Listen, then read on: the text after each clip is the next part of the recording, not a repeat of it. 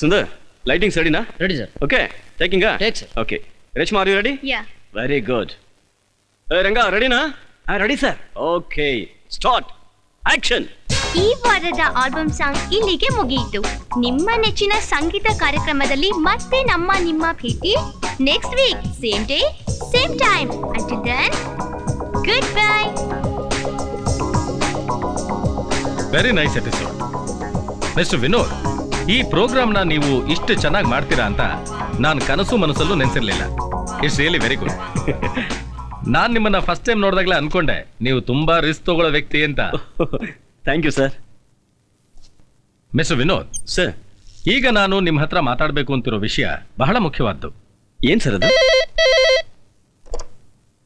Yes sir, Vinod ಅವರಿಗೆ ಅವರ ಅದಕ್ಕೆ ಡೆಲ್ಲಿಯಿಂದ ಫೋನ್ ಮಾಡಿದ್ದಾರೆ. ಆಹಾ. ವಿನೋದ್, ಡೆಲ್ಲಿಯಿಂದ ನಿಮಗೆ ಫೋನ್. ಹಲೋ. ಹಲೋ ವಿನೋದ್. ಓ ಅತ್ಗೆ ಹೇಗಿದ್ದೀರಾ ಅತ್ಗೆ? ನಾನು ಫಸ್ಟ್ ಕ್ಲಾಸ್ ಆಗಿದ್ದೀನಿ. ನೀನು ಹೇಗಿದ್ದೀಯಾ? ಚೆನ್ನಾಗಿದ್ದೀನಿ. ಒಂದು ಫೋನ್ ಕೂಡ ಮಾಡಕ್ಕಾಗಲ್ವಾ? ಇಲ್ಲ ಅತ್ಗೆ, ನಾನಿಲ್ಲಿ ನನ್ನ ಪ್ರೋಗ್ರಾಮ್ಸ್ ಅಲ್ಲಿ ತುಂಬಾ ಬ್ಯುಸಿ ಆಗಿದ್ದೀನಿ, ಅದಕ್ಕೆ. ಹೌದಪ್ಪ, ಅದಕ್ಕೆ ಹತ್ರ ಮಾತಾಡ್ತಾರಷ್ಟು ಬಿಸಿನಾ? ಇರು, ನಿಮ್ಮ ಅಣ್ಣ ನಿನ್ನ ಹತ್ರ ಏನು ಮಾತಾಡ್ಬೇಕಂತ. ಅದ್ಗೆ ನಮ್ಮ MD ಜೊತೆ ಮೀಟಿಂಗ್ ಅಲ್ಲಿ ಬ್ಯುಸಿ ಆಗಿದ್ದೀನಿ. ನೈಟ್ ನಾನೇ ಫೋನ್ ಮಾಡ್ತೀನಿ. ಓಕೆ? ಅಣ್ಣಂಗೆ ಹೇಳ್ಬಿಡಿ. ಓಕೆ, ಥ್ಯಾಂಕ್ ಯು, ಬಾಯ್.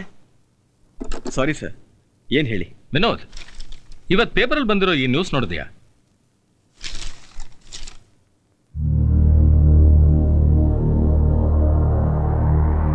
ಈ ಸಿಟಿ ಬಿಟ್ಟು ಸುಮಾರು 300-400 ಕಿಲೋಮೀಟರ್ ದೂರ ಹೋದ್ರೆ ಒಂದು ಕಾಡಿದೆ, ನೀಲಿ ಬೆಟ್ಟ. ಬ್ಯೂಟಿಫುಲ್ ಪ್ಲೇಸ್, ಅತ್ಯಂತ ಸುಂದರವಾದಂಥ ಜಾಗ. ಒಂದು ಕಾಲದಲ್ಲಿ ನರಮನುಷ್ಯರು ಕೂಡ ಅಲ್ಲಿಗೆ ಹೋಗೋದಕ್ಕೆ ಭಯ ಬೀಳ್ತಿದ್ದಂಥ ಸ್ಥಳ. ಆ ನೀಲಿ ಬೆಟ್ಟದಲ್ಲಿ ಅಡಗಿರೋ ಮೂಢ ನಂಬಿಕೆಗಳ ನಿಗೂಢ ರಹಸ್ಯನ ಓಪನ್ ಮಾಡೋದಕ್ಕಾಗೋದಾದ್ರೆ. ಅದೇನ್ ರಹಸ್ಯ? ಚಿಕ್ಕ ವಯಸ್ಸಲ್ಲಿ ಅಜ್ಜಿ ಕತೆ ಹೇಳ್ತಿದ್ರಲ್ಲ, ಹಾಗೆ ಇದು. ನೀಲಿ ಬೆಟ್ಟದಲ್ಲಿ ಚೈತ್ರ ಪೌರ್ಣಿಮೆ ದಿನ ರಾತ್ರಿ 2ನೇ ಜಾವದಲ್ಲಿ ಇದ್ದಕ್ಕಿದ್ದ ಹಾಗೆ ಒಂದು ತೇಜಸ್ಸು ಪ್ರತ್ಯಕ್ಷ ಆಗತ್ತಂತೆ. ಆಗ ಭೂಮಿ ಅಲಗಾಡತ್ತೆ, ಬಾನಿನಲ್ಲಿ ಕಾರ್ಮೋಡಗಳು ತುಂಬಿಕೊಳ್ಳುತ್ತವೆ, ಅಗ್ನಿ ತನ್ನ ಕೆನ್ನಾಲಿಗೆಯನ್ನ ಹೊರಗಡೆ ಚಾಚುತ್ತೆ, ಇಡೀ ಕಾಡಿನೊಳಗೆ ಕರ್ಪೂರ ಶ್ರೀಗಂಧದ ಪರಿಮಳ ತುಂಬಿಕೊಳ್ಳುತ್ತೆ. ನೀವೇನ್ ಹೇಳ್ತಿದ್ರು ನನಗೆ? ಇದು ಸತ್ಯ. ಆದ್ರೆ ಈ ಸತ್ಯನ ತಿಳ್ಕೊಳ್ಳೋದಿಕ್ಕೆ ಬಹಳ ಜನ ಪ್ರಯತ್ನ ಪಟ್ಟರೂ ಆಗದೆ ಇರೋದೇ ರಿಯಲ್ ಟ್ರೂತ್. ಮಿಸ್ಟರ್ ವಿನೋದ್, ಇದನ್ನೇ ಬೇಸ್ ಮಾಡಿಕೊಂಡು ನಾವೇ ಯಾಕೊಂದು ಕಾರ್ಯಕ್ರಮ ಮಾಡಬಾರ್ದು? ಅಫ್ಕೋರ್ಸ್ ಸರ್, ಪ್ರೋಗ್ರಾಮ್ ಟೆಲಿಕಾಸ್ಟ್ ಮಾಡೋಕೆ ಡೇಟ್ ಅನೌನ್ಸ್ ಮಾಡ್ಕೊಳ್ಳಿ. ವಿನೋದ್, ಇದು ಸಣ್ಣ ವಿಚಾರ ಅಲ್ಲ. 3 ತಲೆಮಾರುಗಳಿಂದ ನಡ್ಕೊಂಡು ಬಂದಿರೋ ನಂಬಿಕೆ ವಿಶ್ವಾಸಗಳನ್ನ ನಾವು ಕೆಣಕ್ತಾ ಇದ್ದೀವಿ. ನನಗೆ ಅರ್ಥ ಆಯ್ತು ಸರ್. ಯಾವಾಗ ಚಿತ್ರ ಪೌರ್ಣಮಿ? ಬರೋ ತಿಂಗಳು 13ನೇ ತಾರೀಕು. ಓಕೆ ಸರ್, 14ನೇ ತಾರೀಕು ನಿಮ್ಮ ಭೇಟಿ ನೀಲಿ ಬೆಟ್ಟದ ನಿಗೂಢ ರಹಸ್ಯಗಳೊಂದಿಗೆ. Good luck. Thank you sir.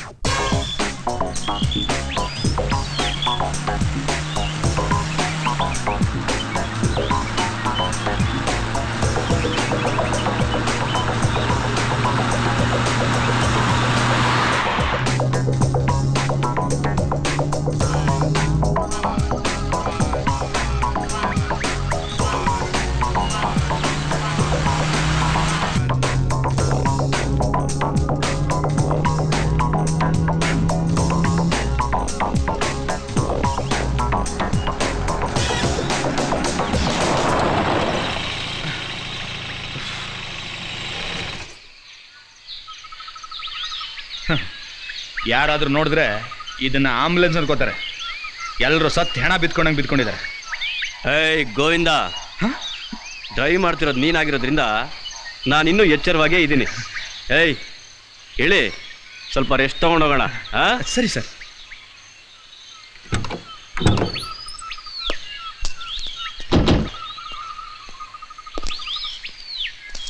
Sir, ಸಿಟಿಲೇ ಬೇಕಾದಷ್ಟು ಪ್ರೋಗ್ರಾಮ್ ಸಿಕ್ತಿತ್ತಲ್ಲ ಸರ್. ಸಿಗ್ಲಿಲ್ಲ ಅಂದ್ರೆ ಒಂದು ಹುಡುಗಿ ಕೈಲಿ ಫೋನ್ ಕೊಟ್ಟು ಕೂರಿಸ್ಬಿಟ್ರೆ ಈ ಕೆಲಸ ಇಲ್ಲದೆ ಇರೋರೆಲ್ಲ ಫೋನ್ ಮಾಡ್ತಿರ್ತಾರೆ. ಅವಾಗ ಅವ್ರ ಅಪ್ಪ ಅಮ್ಮ ತಾತ ಮುತ್ತಾತನ ಬಗ್ಗೆ ಎಲ್ಲ ವಿಚಾರಿಸ್ಕೊಂಡು ಒಂದು 500 ಸಾರಿ ಹಾಕಿರ್ತೀವಲ್ಲ ಸರ್ ಹಾಡು, ಅದನ್ನ ಇನ್ನೊಂದು ಸಾರಿ ಹಾಕ್ಬಿಟ್ರೆ ಪ್ರೋಗ್ರಾಮ್ ರೆಡಿ. ಹಂಗೂ ಆಗ್ಲಿಲ್ಲ ಅಂದ್ರೆ ಒಂದು ಸಣ್ಣ ಕತೆ ತಗೊಂಡು ಒಳ್ಳೆ ಬಬುಲ್ ಗಮ್ ತರ ಅಗದು ಎಳೆದು ಮಾಡಿದ್ರೆ ಒಂದು ಮೆಗಾ ಸೀರಿಯಲ್ಲು. ಅದನ್ನು ಬಿಟ್ಬಿಟ್ಟು ಈ ಕಾರ್ಡ್ನಲ್ಲಿ ಬಂದು ಏನು ಸಾರ್ ಮಾಡ್ತೀರಾ? ಯಾಕೆ, ನಿಂಗೆ ಭಯ ಆಗ್ತಿದ್ಯಾ? ಹಾಗೇನಿಲ್ಲ ಸರ್, ಯಾಕೋ ಹೊರಟಾಗ್ಲಿಂದ ಮನ್ಸಿಗೆ ಬೇಜಾರು. ನೆನ್ನೆ ರಾತ್ರಿ ಗುಂಡು ಹಾಕಿಲ್ವಲ್ಲ, ಅದಕ್ಕೆ ಇರಬೇಕು. ಇದ್ರೂ ಇರ್ಬೋದು ಸರ್.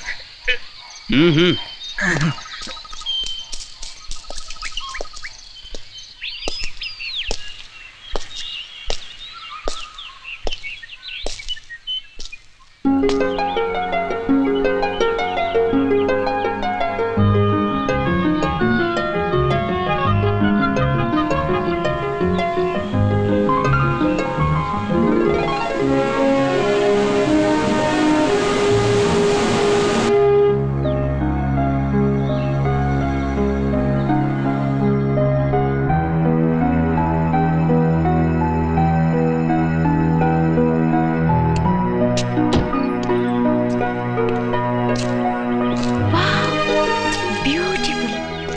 ಚೆನ್ನಾಗಿದೆ ಅಲ್ವಾ ವಿನೋದ್?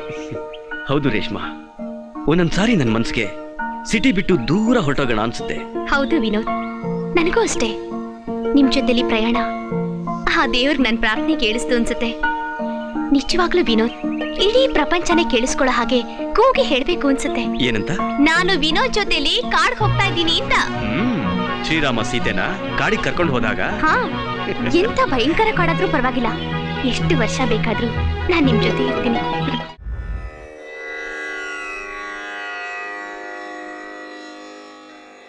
ಏನ್ ರಾಮಯ್ಯ, ತಮ್ಮನ್ನ ನೋಡೋದಕ್ಕೆ 5 ಜನ ಬಂದಿದ್ದಾರಲ್ಲ, ಅವರಲ್ಲಿ ಒಂದು ಹೆಣ್ಣು. ಹೌದು.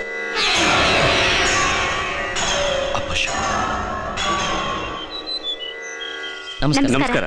ನಮಸ್ಕಾರ, ಕೂತ್ಕೊಳ್ಳಿ.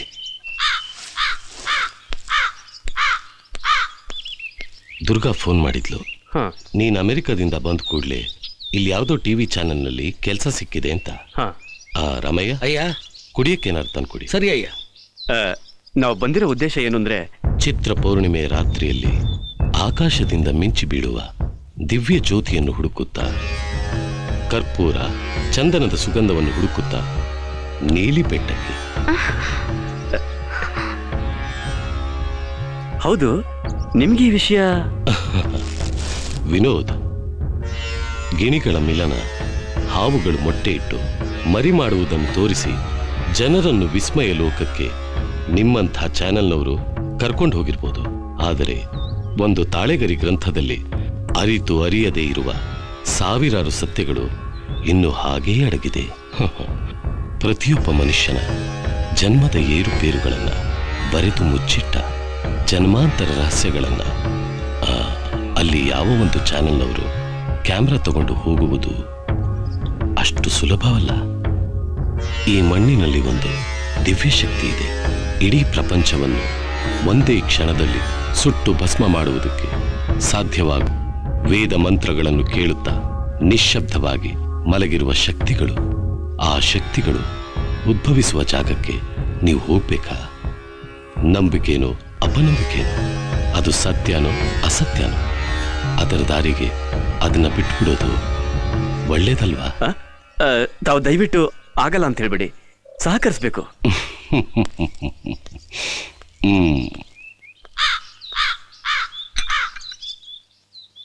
ದುರ್ಗಾ ಹೇಳಿದ್ಲು, ಒಂದು ವಿಷಯ ಕೈ ಹಾಕಿದ್ರೆ ವಿನೋದದ್ರಿಂದ ವಾಪಸ್ ಬರೋದು ತುಂಬಾ ಕಷ್ಟ ಅಂತ.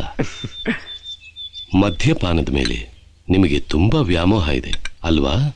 ಆಗಬೇಕಾಗಿದ್ದ ಅಪಘಾತ ಒಂದು ಕ್ಷಣದಲ್ಲಿ ದಾಟ ಪಾರಾಯ್ತು. ಗೋವಿಂದ ಏನೋ ನೋಡಿ ಭಯದಿಂದ ಜೋರಾಗಿ ಕಿರ್ಚ್ಕೊಂಡ. ನಾವು ಹೋಗಿ ನೋಡಿದಾಗ ಅಲ್ಲಿ ಏನೂ ಇರ್ಲಿಲ್ಲ.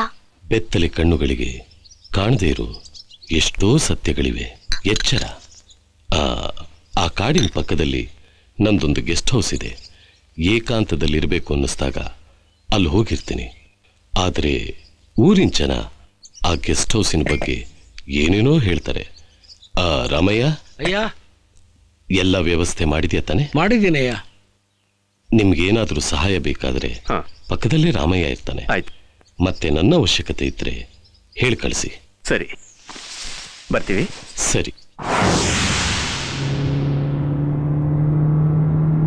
ಈಗ ನಾವು ಹೋಗ್ತಿರೋ ಗೆಸ್ಟ್ ಹೌಸ್ ಬಗ್ಗೆ ಊರಿನ ಜನಗಳು ಏನೇನೋ ಕತೆ ಹೇಳ್ತಾರಂತಲ್ಲ, ಏನದು? ನೀವು ಅದ್ರ ಬಗ್ಗೆ ತಲೆ ಕೆಡಿಸ್ಕೋಬೇಡಿ.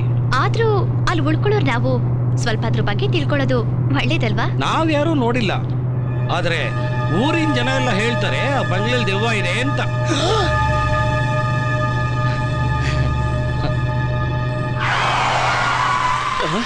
ಏ ಗೋವಿಂದ, ಏನಾಯ್ತು? ಒಂದು ಕರಿ ಬೆಕ್ಕು ಚಕ್ರ ಸಿಕ್ಕಾಕೊಳ್ತು ಅಂತ ಕಾಣುತ್ತೆ. ಇಳಿದ್ ನೋಡು.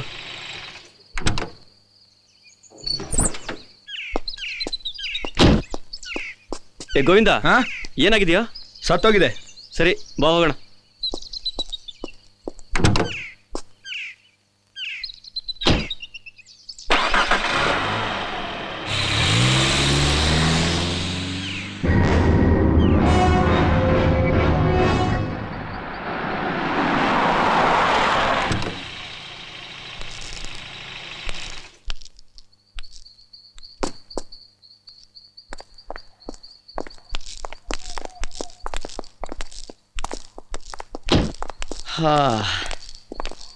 ರಂಗ, ಕಾಲ್ ಮಿ ಶೂಟ್ ರಂಗ ಸರ್. ಹೋಗಿ ಲಗೇಜ್ ಎಲ್ಲ ಎತ್ಕೊಂಬ ಹೋಗು. ಲಗೇಜಾ? ನಿನ್ಗೊಂದು ಕೈ ನೋಡ್ಕೊಂತೀನಿ ಕಣ. ಏನ್ ನೋಡ್ಕೊಂತೀಯ? ನಿನ್ ರಕ್ತ ಇರ್ಬೇಕು ಅಂತ ಒಂದು ದೆವ್ವ ಈ ಬಂಗ್ಲೆಯಲ್ಲಿ ಕಾಯ್ತಾ ಇದೆ. ಅದು ನಿನ್ನನ್ನು ಮುಗಿಸಿದ ಮೇಲೆ ನಾನೇ ಡೈರೆಕ್ಟರ್ ಆಫ್ ಫೋಟೋಗ್ರಾಫಿ. ಆಗ್ತೀಯ. ಆ ದೆವ್ವ ನಿನ್ ರಕ್ತ ಕುಡಿಯೋಕ್ಕೋಸ್ಕರನೇ ಕಾಯ್ಕೊಂಡಿದ್ರೆ ಏನ್ ಮಾಡ್ತೀಯಾ? ಯಾಕೋ, ಏನಾಯ್ತು? ಏನಿಲ್ಲ ಸರ್. ಅರ್ಥ ಆಯ್ತು ತಾನೇ? ಮರ್ಯಾದೆಗೆ ಲಗೇಜ್ ಎಲ್ಲ ಒಳಗೆ ತಗೊಂಬಂದಿಡು, ಬಿಟ್ರೆ ಸಾಕು. ರಾಮಯ್ಯನವರೇ, ಇಲ್ಲಿಂದ ನೀಲಿ ಬೆಟ್ಟಕ್ಕೆ ಹೋಗೋದಕ್ಕೆ ಎಷ್ಟು ದೂರ ಆಗ್ಬೋದು? ಐ ಮೀನ್ ಗಾಡಿಲಿ ಹೋಗಕ್ಕೆ. ಅದ್ರ ಬಗ್ಗೆ ನನಗಷ್ಟು ಚೆನ್ನಾಗಿ ಗೊತ್ತಿಲ್ಲ. ಆದ್ರೆ ಆ ಕಾಡಿನ ಬಗ್ಗೆ ಚೆನ್ನಾಗಿ ಗೊತ್ತಿರೋರೊಬ್ರಿದ್ದಾರೆ. ಅವ್ರ ಹತ್ರಲೇ ನನ್ನ ಮಗಳು ಸುನಂದ ಕೆಲಸ ಮಾಡ್ತಿರೋದು. ಅವರು ಅಂದ್ರೆ ಯಾರು? ಅಖಿಲ ಶಿವರಾಮ್. ತುಂಬಾ ತಿಳಿದಂಥವ್ರು. ಸಂಸ್ಕೃತದಲ್ಲಿ, ವಿಶ್ವವೈದ್ಯದಲ್ಲಿ ಬಹಳ ಪಾಂಡಿತ್ಯ ಇದೆ ಅಂತ ನನ್ನ ಮಗಳು ಸುನಂದ ಹೇಳಿರೋದು ಕೇಳಿದ್ದೀನಿ. ಅಷ್ಟೇ ಅಲ್ಲ, ಆದಿವಾಸಿಗಳ ಜೊತೆಲೂ ಬಹಳ ಒಡನಾಟ ಇದೆ. ಓ, ಕಾಡಿನ ರಹಸ್ಯಗಳ ಬಗ್ಗೆ ಗೊತ್ತಿರೋರೊಬ್ರು ಸಿಕ್ಕಿರೋದು ನಮ್ಮ ಅದೃಷ್ಟ ಅಲ್ವಾ ವಿನೋದ್? ಹೌದು. ಆದರೆ ಅವ್ರದ್ದೊಂಥರ ಸ್ವಭಾವ. ಆದಿವಾಸಿಗಳಿಗೆ ಅವ್ರು ನೋಡಿದ್ರೆ ತುಂಬಾ ಗೌರವ.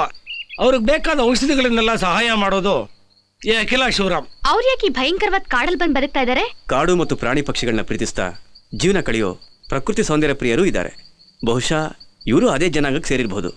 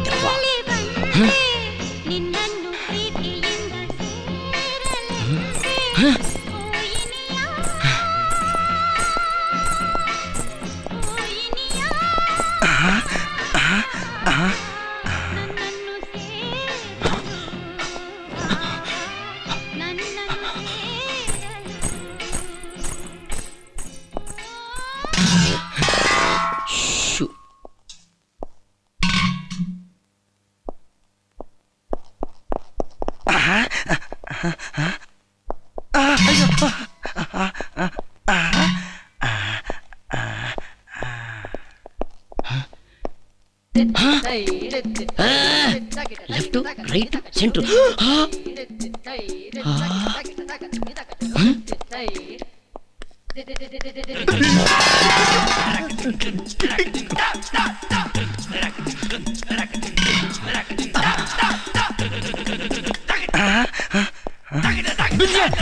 ಅಲ್ಲಿ ದೇವಾ,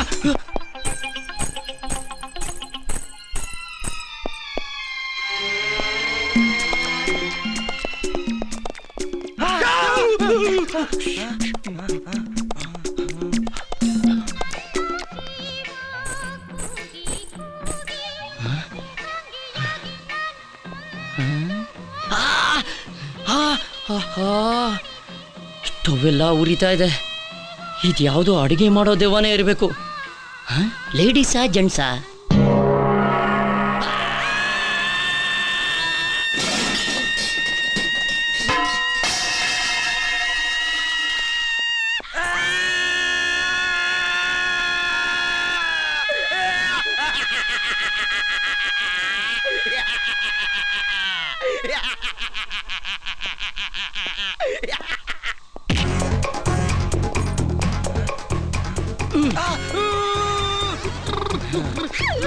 ಇವಾಗ ನೀನ್ ಶೂಟ್ ರಂಗ.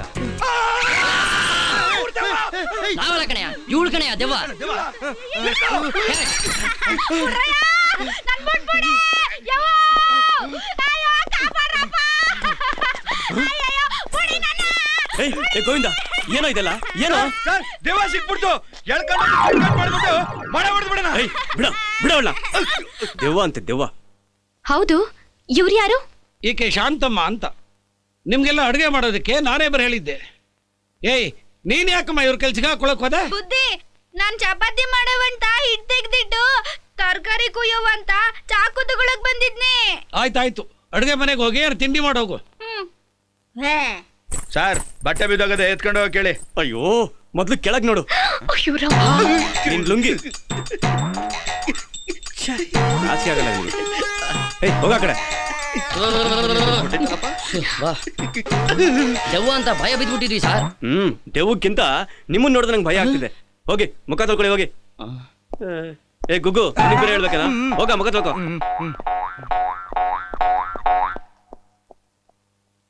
ಸರ್ ನಾ ಇನ್ ಬರ್ತೀನಿ. ಸರಿ. ನನ್ನ ಮಗಳು ಸುನಂದನ್ ಕಳಿಸ್ಕೊಡ್ತೀನಿ. ಅವಳು ನಿಮ್ಮನ್ನ ಅಖಿಲಾಶ್ ಅವರ ಹತ್ರ ಕರ್ಕೊಂಡು ಹೋಗ್ತಾಳೆ. ಆಯ್ತು.